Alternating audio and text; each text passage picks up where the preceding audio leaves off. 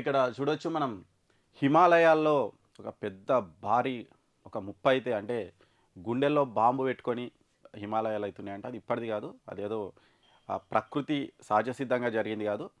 మరి ఇది మానవ తప్పిదము. మరి ఎవరు తప్పిదం చేసిరో అసలు ఏంటి అనేది అంటే చాలా రోజుల నుంచి అందరికీ తెలిసినటువంటి విషయమే. మళ్ళీ ఒకసారి ఈ బీజేపీ ఎంపీ చేసినటువంటి ఒక కామెంట్లతోటి మళ్ళీ ఇదైతే ఒక పెద్ద చర్చకు దారితీసినటువంటి పరిస్థితి ఉంది. ఇక్కడ చూడొచ్చు మనం మాజీ ప్రధాని నెహ్రూ, ఇందిర చేసినటువంటి ఒక చిన్న తప్పిదం వల్ల ఇప్పుడు హిమాలయాలు పెద్ద ముప్పును ఎదుర్కొంటున్నాయి. అది అప్పుడు ఎప్పుడు ఏం జరుగుతుందో, అసలు కోట్లాది మంది ప్రజలు ప్రాణాలు ముప్పులో ఉన్నాయి అని మరి బీజేపీ ఎంపీ ఇక్కడ నిషికాంత్ దూబే ఒక సంచలన ఆరోపణలు అయితే చేసినటువంటి పరిస్థితి కనిపిస్తుంది. ఇక చైనా మీద అప్పట్లో గూఢాచార్యానికి అమెరికా చేసినటువంటి ఒక పని ఇప్పుడు అంటే అప్పటి నుంచి ఇప్పటి వరకు అంటే కొన్ని దశాబ్దాలు అయినప్పటికీ అప్పటి నుంచి కూడా ఇంకా మనం గుండెల్లో కుంపటి పెట్టుకున్నట్టు అసలు మన మీద ఒక పెద్ద అణుబాంబు పెట్టుకొని తిరుగుతున్నట్టు ఆ పరిస్థితి అయితే కనిపిస్తుందట.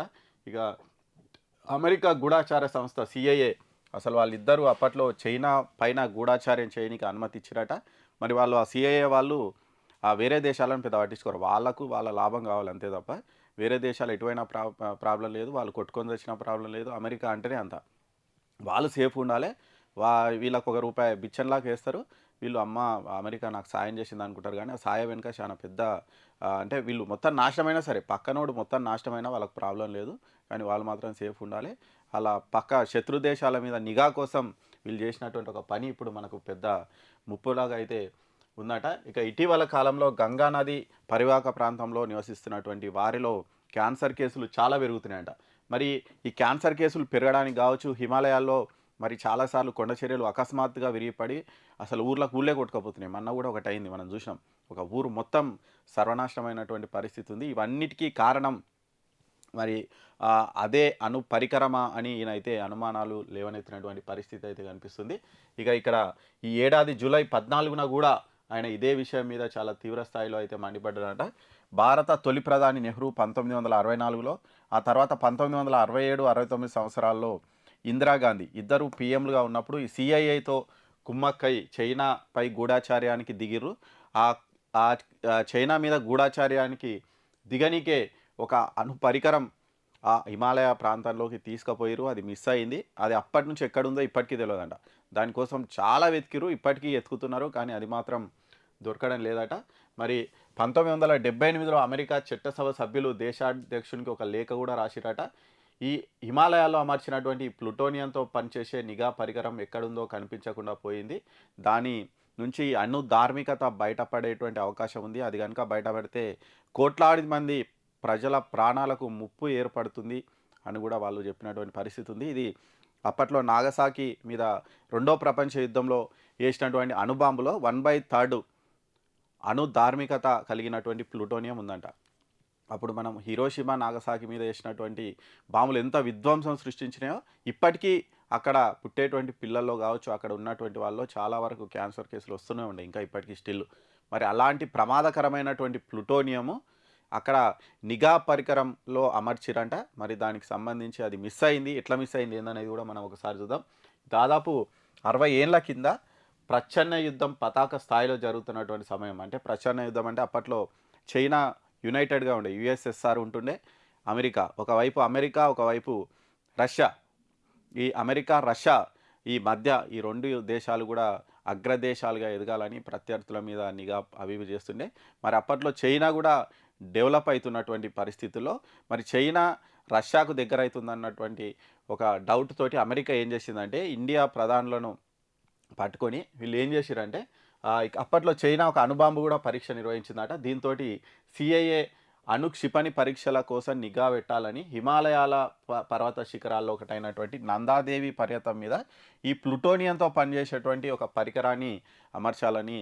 ఈ ప్లూటోనియం కావచ్చు, యురేనియం కావచ్చు, ఇవన్నీ కూడా ధార్మికత ఉన్నటువంటి పరికరాలు. ఇవి చాలా డేంజర్. అవి కనుక లీక్ అయితే అసలు ఆ చుట్టుపక్కల ప్రాంతాల్లో ఉన్నటువంటి మొత్తం సర్వనాశనం అయిపోతుంది. అంత డేంజరు. ఒకవేళ అది కనుక పొరపాటున వాటర్లో కనుక కలిస్తే ఆ వాటర్ తాగినటువంటి వాళ్ళంతా కూడా అయిపోయిగా ఏం చేయనికి ఎవడు ఏం లేదు.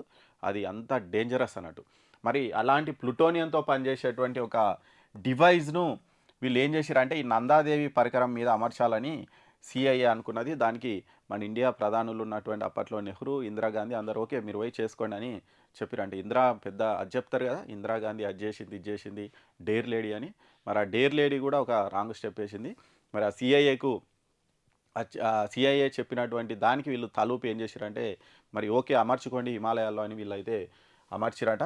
మరి ఇక్కడ చూడొచ్చు దాని పేరు స్నాప్ 19Cగా పిలిచేటువంటి 13 కిలోల జనరేటర్ను ఈ నందాదేవి శిఖరం మీదకి తీసుకుపోయారట. అయితే ఈ జనరేటర్ పనిచేయడానికి ఈ ప్లూటోనియము దానికి ఇంధనం ఇస్తుంది అన్నట్టు.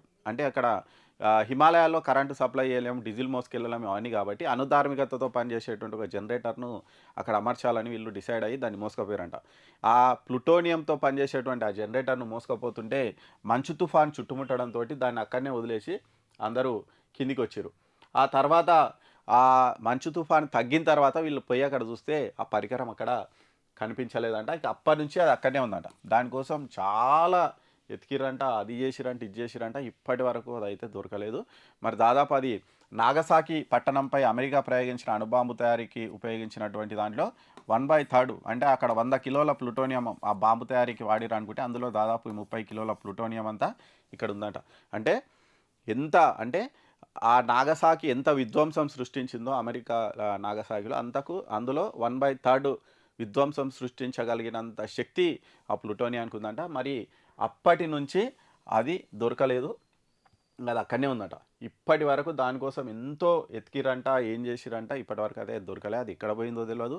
అది మంచు పొరల లోపలుందా లేకుంటే ఎక్కడ పోయి కలిసిందా, సరే అది సేఫ్గా చాలా పెద్ద గట్టి కంటైనర్లోనే ఉంటుంది. కానీ అది ఒకవేళ ఎన్ని ఎన్ని ఎన్ని రోజులు ఉంటుంది, కొన్ని రోజుల తర్వాత అయినా అది విచ్ఛిన్నమై బయటికి వస్తే ఎప్పటికైనా ఇదైతే పెద్ద ముప్పంట.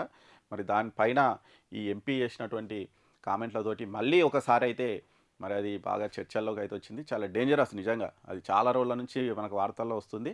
మరి అది దానికోసం ఎన్ని ప్రభుత్వాలు వచ్చినా ఎన్ని చేసినా ఎంత వెతికినా అదైతే దొరకట్లేదు. ఎక్కడ పోయిందో ఏంటో ఇప్పటికీ తెలియదు. అంటే ఒక అగ్రదేశంతో అంటకాగితే ఏమవుతుంది అనేది ఇది మనకు కనిపిస్తుంది ఇక్కడ. అంటే ఇక్కడ సింపుల్ అంటే వాళ్ళ లాభం కోసం మన దేశ జనాభాని కానీ మన దేశ ఆరోగ్యం కావచ్చు, మన దేశ ప్రజల ప్రాణాలను వల్ల అయితే పణంగా పెట్టినటువంటి పరిస్థితి అయితే కనిపిస్తుంది. మరి దీని మిస్టరీ ఎప్పుడు తేలుతుందో ఏంటో ఎవరికి తెలియదు ఇప్పటికైతే. ఇక